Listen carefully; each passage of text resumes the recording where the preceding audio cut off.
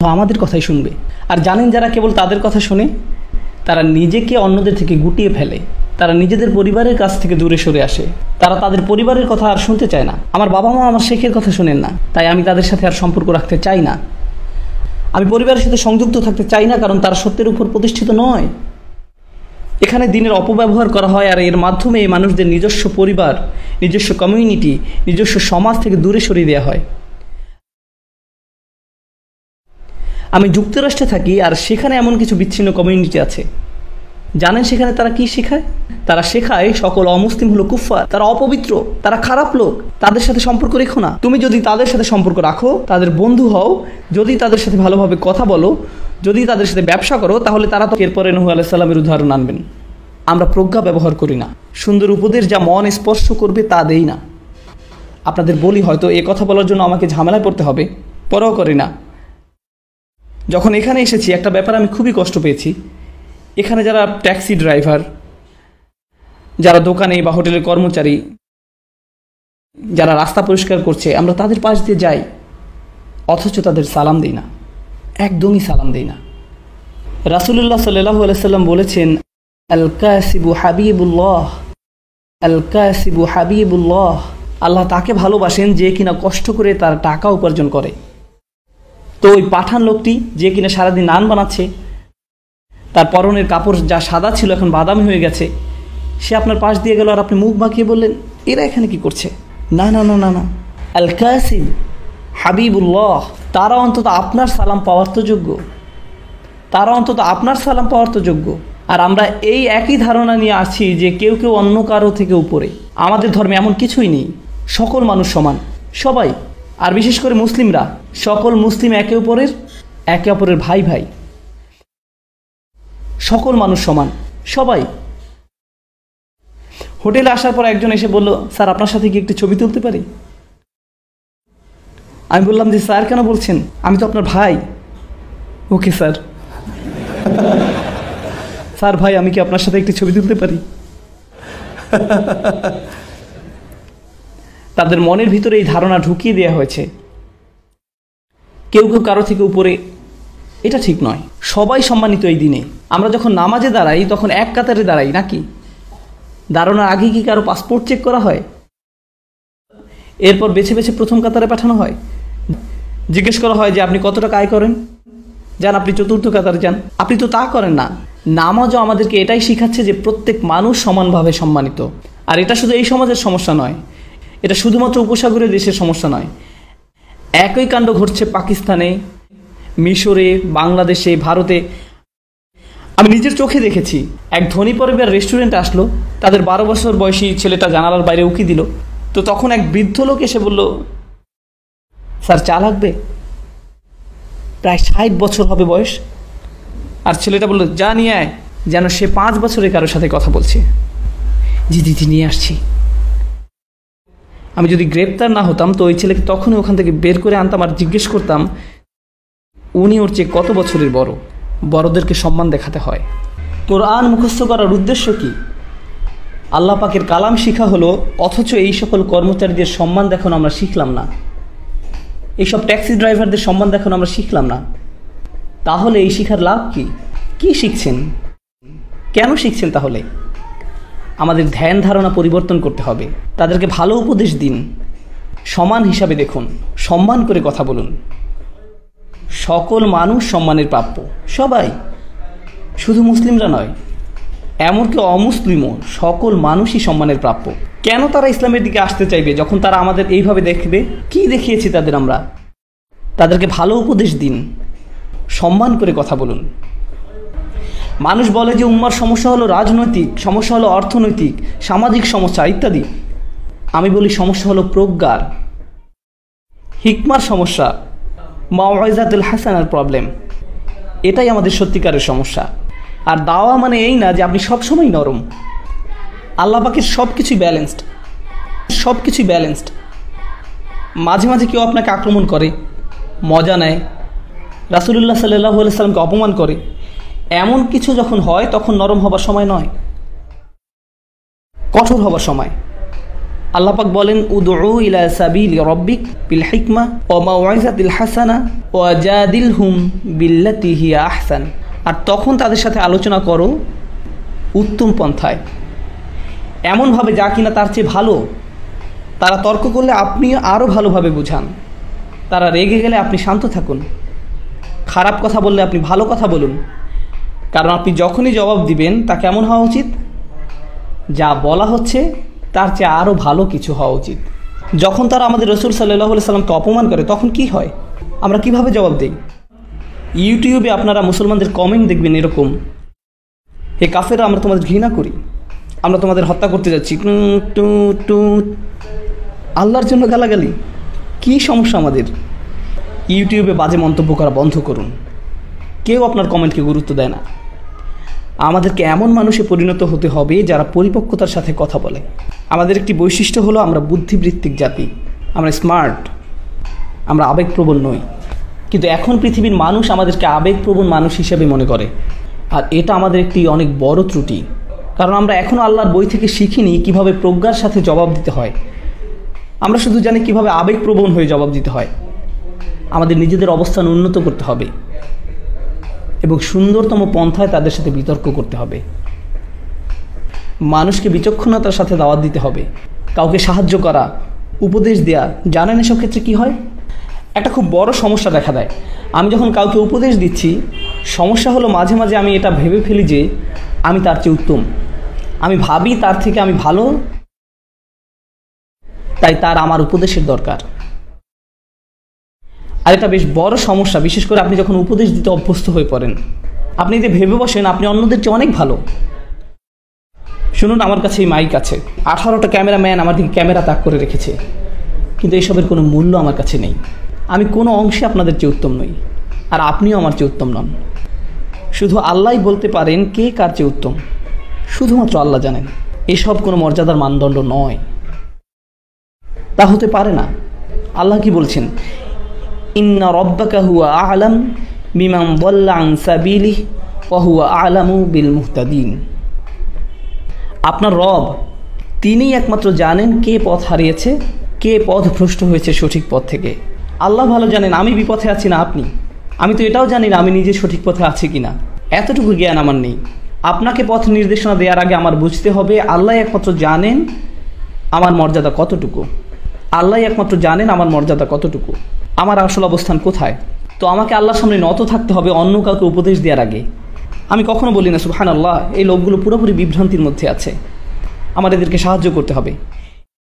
এটা ভাববার আগে একটু থামুন, আমি তো নিজের অবস্থান কোথায় তাও জানি না।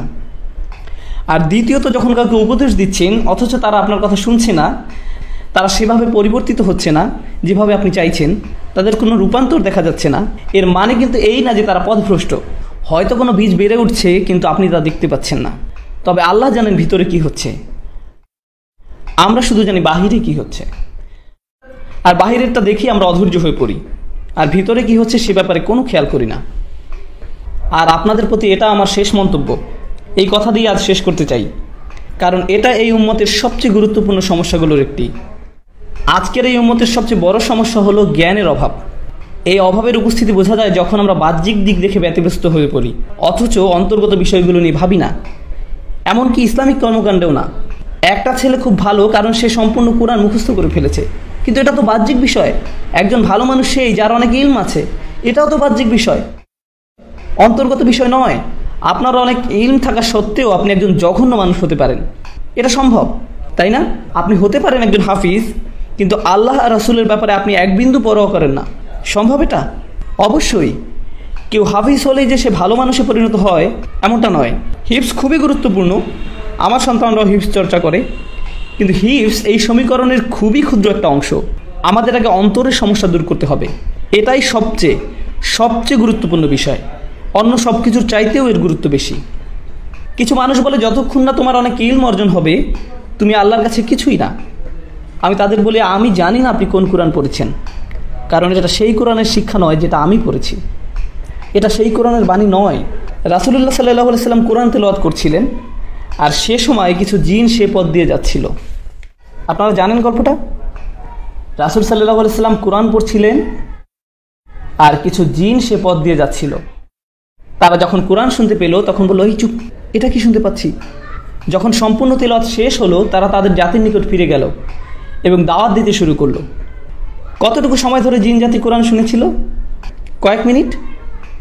তারা কি তাফসিরের উপর কোনো ডিগ্রি পেয়েছিল কোনো ডিগ্রি? তারা তাজবিদের ইজাজা পেয়েছিল কোনো প্রতিষ্ঠান থেকে? এই জিনেরা কোরআন শিখেছিল কতক্ষণের জন্য? অল্প কয়েক মিনিটের জন্য। অথচ এরপরে কি হলো? তারা তাদের স্বজাতির কাছে ফিরে গিয়ে তাদের আল্লাহর কিতাবের প্রতি আহ্বান জানানো শুরু করলো। আর তাদের দাওয়া এতটা চমৎকার ছিল যে আল্লাহ তা কোরআনের অংশ পরিণত করেছেন। আমরা এই কোরআনেই তাদের উক্তি পেয়েছি।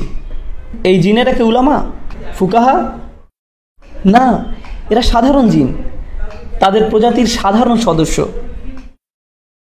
কিন্তু জানেন আল্লাহর কাছে তাদের অসাধারণ হওয়ার কারণ কি? তাদের আন্তরিকতা। আমরা ধর্মকে জটিল করে দিতে পছন্দ করি, কিন্তু আল্লাহ তার দিনকে সহজ করতে পছন্দ করেন।